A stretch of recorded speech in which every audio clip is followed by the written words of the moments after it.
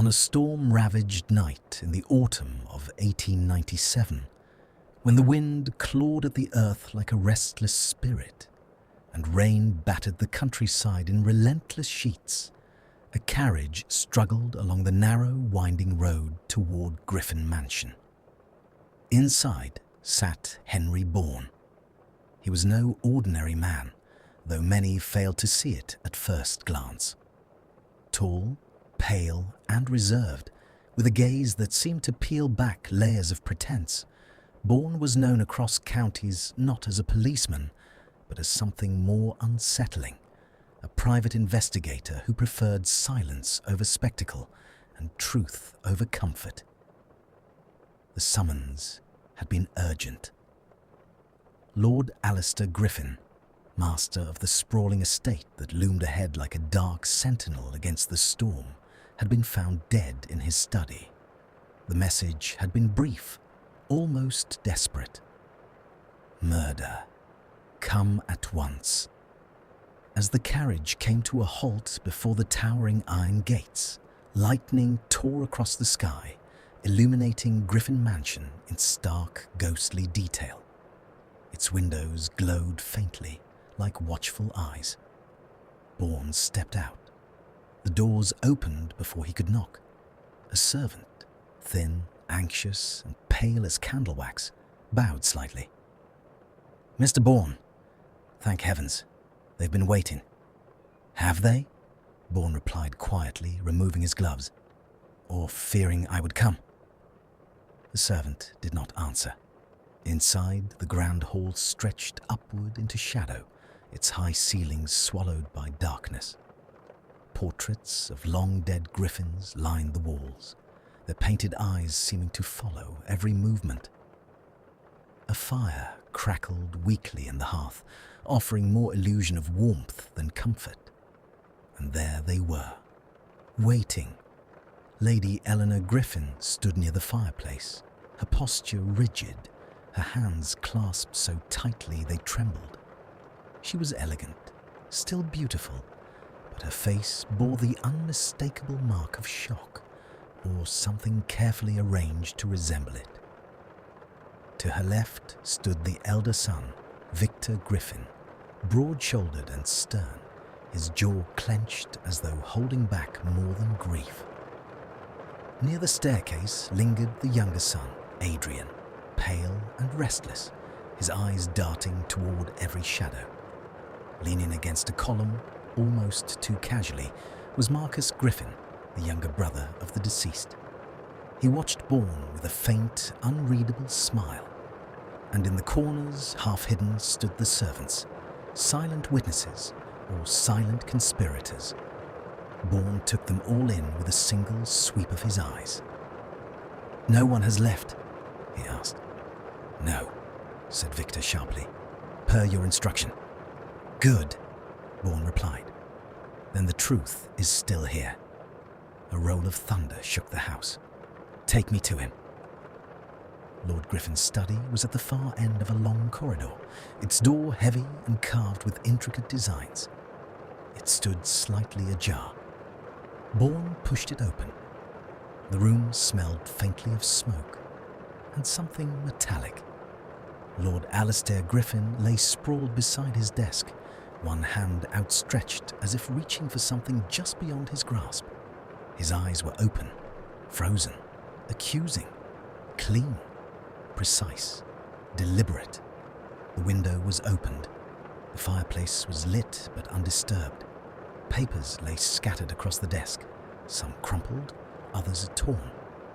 Bourne crouched beside the body, studying the angle of the wound, the position of the limbs, the faint discoloration at the fingertips.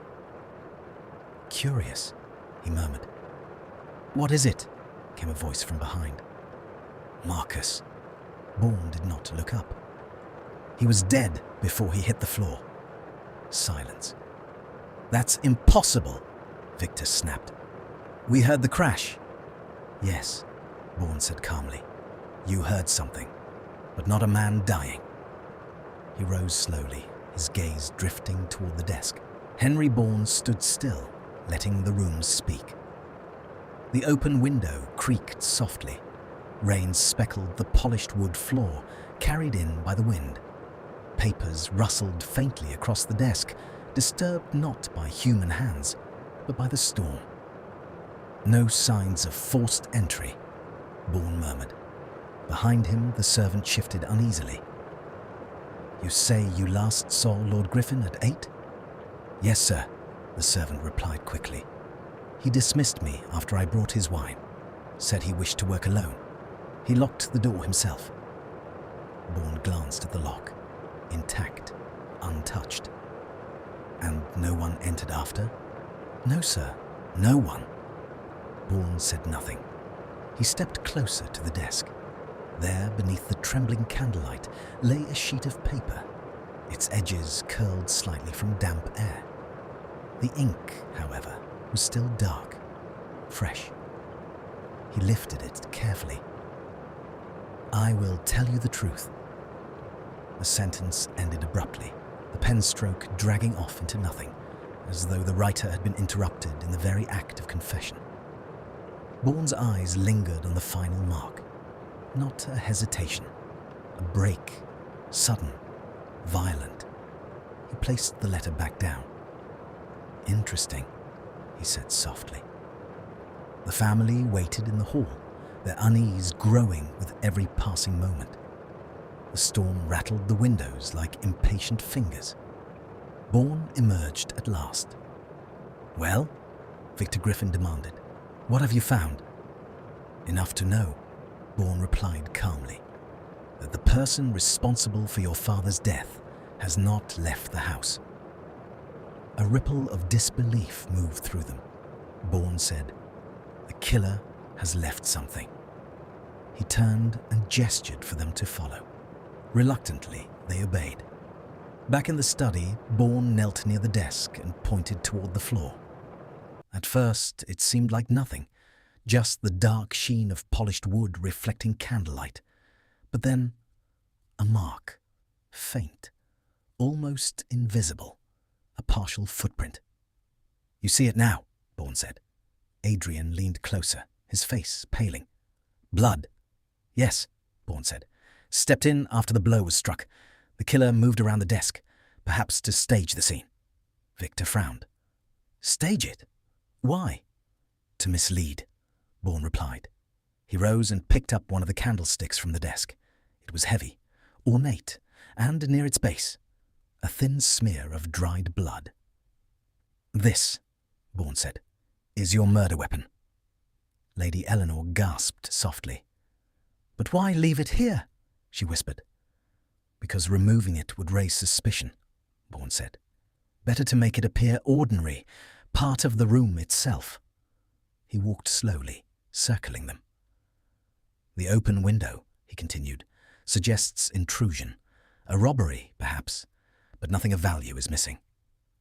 Marcus Griffin. Perhaps the thief was interrupted." "Perhaps," Bourne said, his eyes settling on him. "Or perhaps there was never a thief at all." Silence thickened. "The letter," Bourne went on, "indicates Lord Griffin was about to reveal something, a truth he had kept hidden." He paused. "And truths," he added quietly, "have a way of provoking desperate actions." The hours dragged on. Rain fell harder. The mansions seemed to shrink under the weight of suspicion. Bourne asked questions, simple ones, but with sharp edges. Where had each of them been? What had they heard? What had they seen? Answers came, some too quickly, some too carefully. The storm worsened as the night deepened, sealing the mansion off from the world beyond. Hours seemed to stretch, time bending under the weight of tension. Bourne gathered them all in the hall once more. "You each had reason," he said, his voice cutting cleanly through the air. "And each of you had opportunity." Lady Eleanor inhaled sharply. "You can't mean—" "I mean precisely that, my lady." He turned first to Victor. "The heir, burdened with debts your father refused to pay." Victor said nothing. Then Adrian, the overlooked son, desperate, invisible. Adrian's hands trembled. Then Marcus, the brother, recently returned, after years abroad. Under circumstances no one seems eager to see you here. Marcus smiled faintly. And you, Bourne said, finally facing Lady Eleanor, the wife who stood to gain everything. Her composure cracked for just a second. But none of that, Bourne continued, explains the method.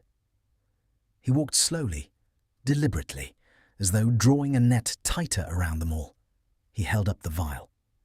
This was not done in rage. It was planned. The fire flickered violently. Only one person, Bourne said, had the patience, the access, and the foresight to stage the scene afterward. A pause, a heartbeat. Then all eyes turned. Marcus stood by the fire when Bourne stepped in, a glass in hand, his expression relaxed. Bourne stepped closer. You entered the study unnoticed. Me. A pause. Then Bourne spoke plainly. You wanted to expose your brother.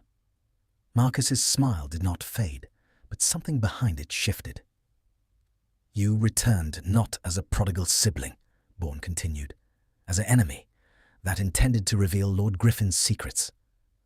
Marcus took a slow sip of his drink. And so, Bourne said, you went to him. You argued. He refused to pay you. Money, silence. The fire crackled. You struck him, Bourne said, with the nearest object at hand. Quick, efficient, final. Marcus set the glass down. You opened the window to suggest an intruder, disturbed the papers, considered taking something, but thought better of it. Bourne stepped closer, but you overlooked two things. Marcus said nothing. The blood on the candlestick, Bourne said, and the footprint. A long silence followed. Then a quiet laugh, low, unsteady. You are thorough, Marcus said. The smile returned, but now it trembled. I wasn't going to kill him. He was ruining me, Marcus continued, his voice tightening. Do you understand that? Everything. Gone. Because of his principles. Perhaps, Bourne said. But murder is a poor remedy for ruin. The family stood there, listening, watching. Marcus turned, horror dawning as he realized what he had done, what he had said. By the time the police arrived, the storm had begun to fade. Marcus Griffin offered no resistance. As they led him away, he did not look at his family, only at Bourne. You knew, he said quietly. Bourne met his gaze. The truth was always in the room. Dawn crept slowly over Griffin Mansion, pale and uncertain. The storm had passed, but something heavier lingered in its wake. Bourne stepped into his carriage, casting one last glance at the great house. Its windows were dark now, silent.